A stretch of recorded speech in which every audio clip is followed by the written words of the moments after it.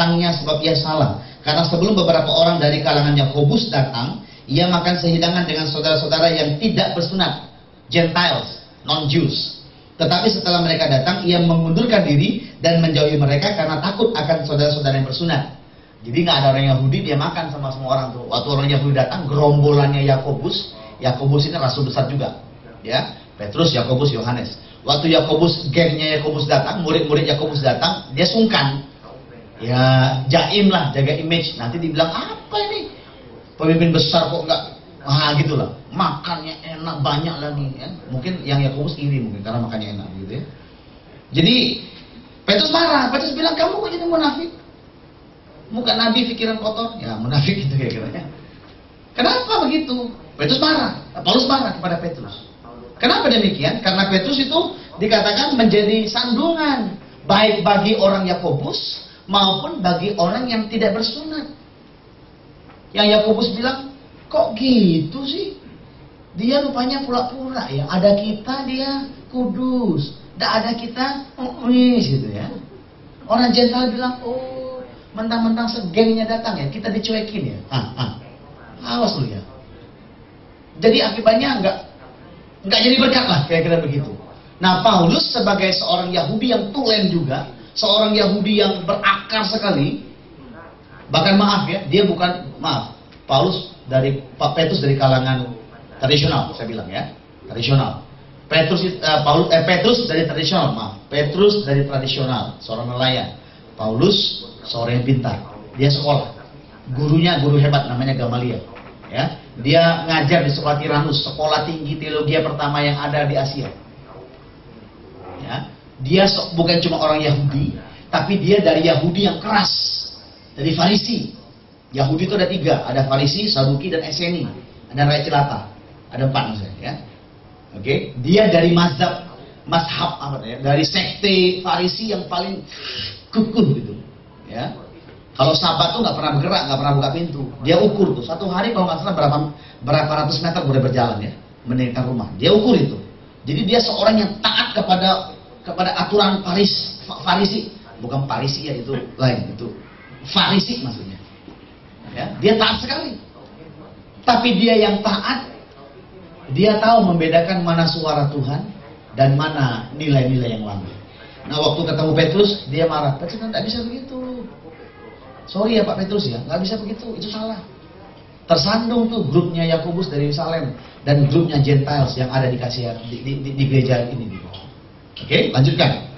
Kesimpulannya, ada nilai lama Petrus, yaitu budaya Yahudi yang menghambatnya untuk terus maju dalam pelayanan kepada bangsa-bangsa yang lain. Perhatikan baik-baik. Harusnya, maaf ya, ini catatan saya, harusnya yang dipakai Tuhan sebagai pemimpin gereja besar untuk memberkati orang Yahudi dan bangsa-bangsa adalah Petrus. Ya, kenapa saya bilang begitu? Di Kisah Rasul pasal 2, dia khotbah di Yerusalem, itu banyak orang Yahudi yang bertobat, bahkan dari imam-imam pun bertobat, dari orang Farisi pun bertobat, dari Saduki pun bertobat, karena Petrus yang khotbah. Waktu Petrus pikir dia hanya tinggal di Yerusalem, Tuhan bawa dia ke rumah Cornelius, orang Itali, orang Roma, orang Yunani, orang Gentiles. Itu keras, larangannya nggak boleh. Tapi dia pergi karena Tuhan yang suruh. Sebenarnya Tuhan sudah buka jalan untuk Petrus jadi berkat juga bagi bangsa-bangsa. Bukan cuma jadi untuk orang Yahudi yang ada di Yerusalem maupun di perantauan. Oke? Tetapi catatan Alkitab menyatakan Petrus berhenti pelayanannya hanya untuk orang Yahudi. Paulus dan Barnabas lah dan grup yang ada dan keluarga besar yang ada yang dipakai Tuhan untuk membuka gereja di Asia kecil sampai ke Eropa, sampai ke Roma akhirnya. Paulus yang dipakai Tuhan. Oke? Kegagalan Petrus untuk menanggalkan keyahudiannya yang menghambat dia untuk jadi berkat bagi bangsa-bangsa membuat dia menerima kasih karunia untuk jadi berkat di Yerusalem saja. Makanya Petrus mati di Yerusalem. Sedangkan Paulus mati di Roma, ya, di Eropa matinya. Oke, lanjutkan, ya. Bandingkan dengan hidup jemaat, maksudnya, bandingkan dengan kehidupan Paulus. Paulus sama, backgroundnya sama dengan Petrus. Tetapi pengetahuan firman yang dia terima daripada Tuhan itu membuat imannya benar kepada Tuhan. Ya. Nah, berapa banyak kita sekali lagi yang punya masa lalu, latar belakang, pola pikir yang ditanamkan yang tidak sesuai dengan firman, menghambat kita untuk jadi berkat, menghambat kita untuk jadi pelaku firman Tuhan. Ada banyak, contohnya banyak. Bapak Ibu bisa pikirkan sendiri. Ya. Berapa banyak kita yang dari kecil bermental pegawai. Akibatnya apa? Pokoknya kerja aku, maaf, pokoknya apa? Aku mah sama kantorku, sama perusahaanku, ya wis, aku masuk jam 8, pulang jam 5, selesai. Aku pegawai kok. Ya wong dia gaji aku segitu aja aku hasilkan. Maaf, Alkitab tidak bilang marilah kita bermental pegawai. No. Alkitab bilang bermental investor.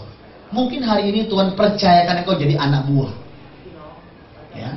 Kalau engkau setia jadi anak buah dari perkara kecil, jangan heran kalau Tuhan angkat engkau jadi bapak buah, jadi mama buah. Oke? Pola pikir itu kan tanpa sadar kita warisi nih dari budaya kita yang lama. Apalagi kita kan dijajah Belanda nih. Ya.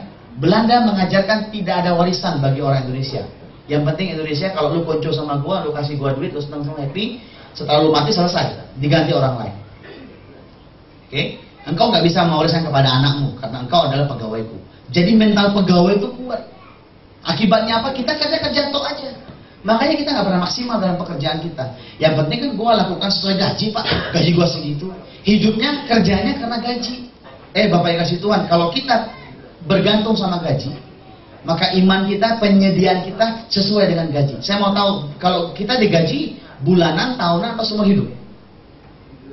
Bulanan. Artinya begini, gajimu itu cukup untuk 1 bulan. Jangan lebih-lebihkan. Nah, kalau engkau mau memiliki penuaian yang besar, miliki mental investor. Investor itu, ya di sini berapa investor ya, gajinya nggak terukur.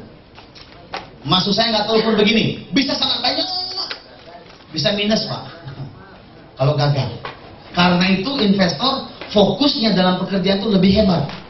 Karena taruhannya adalah dirinya sendiri. Kalau dia sukses dia diberkati, kalau dia gagal dia hancur. Ya. Nah, setiap kita yang kerja, dimanapun kita kerja, kalau kita kerja dengan mental pegawai yang kita wariskan, tanpa sadar kita wariskan dari kehidupan di Indonesia, kita susah untuk berdoa bagi perusahaan kita. Hard for us to pray for the management, for the leaders, for our boss, for the company. How many of you pray for the new project for your company? Berapa banyak kita yang berdoa untuk proyek yang baru? Berapa banyak kita yang berdoa supaya keuangan diberkati untuk perusahaan kita? Kita bilang begini, ya kalau bagus sih bagus, kan terserah ownernya, Pak. Kalau tutup ya saya bikin CV baru, saya terbang ke perusahaan baru. Mental pegawai. Tuhan tidak mengajarkan demikian. Tuhan bilang engkau investor. Tuhan percayakan modalnya, kapitalnya kepada kita untuk dikembangkan. Ya. Loh, kalau gitu saya nggak bisa pindah perusahaan, Pak. Oh bisa. Waktu kita setia dengan penugasan kita sebagai karyawan, kita lakukan yang terbaik. Dan Tuhan lihat, oh ini kapasitas perusahaannya kecil, tidak cukup untuk kita. Tuhan pindahkan kita ke perusahaan yang besar untuk berkembang kapasitas kita. Dan lain sebagainya, dan lain sebagainya. Rumah tangga, ya banyak contoh, Pak. Saya hanya memberikan prinsip pagi hari ini. Rumah tangga, kita punya anak 1, anak 2, tapi kita walaupun 1, 2 dan kita repot setengah mati, tapi kita tetap bertanggung jawab. Kita ibadah, kita rajin, kita jaga waktu kita jaga dengan suami, dengan teman-teman. Jangan heran kalau Tuhan kirimkan lebih banyak hal untuk memberkati anakmu. Kenapa? Tuhan bilang begini, wah ini orang bagus nih. Dia pengelola kekayaanku untuk anaknya. Jadi aku percayakan ke dalam tangannya. Berapa banyak kita bilang begini, wah kan punya anak repot, Pak.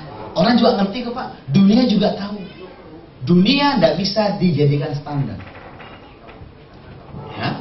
Jadi mulai hari ini, apapun aspek hidup kita, mari mulai bergerak. 2 Petrus 1 ayat 5, kita perlu menambahkan pengetahuan kepada iman kita. We need to add more knowledge to our faith. Ya. Nah, pengetahuan itu diperoleh lewat pembelajaran firman Tuhan setiap hari.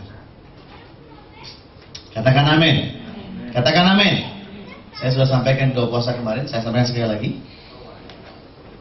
Pengetahuan firman itu kita peroleh dari ibadah-ibadah seperti ini. Kita diajarkan.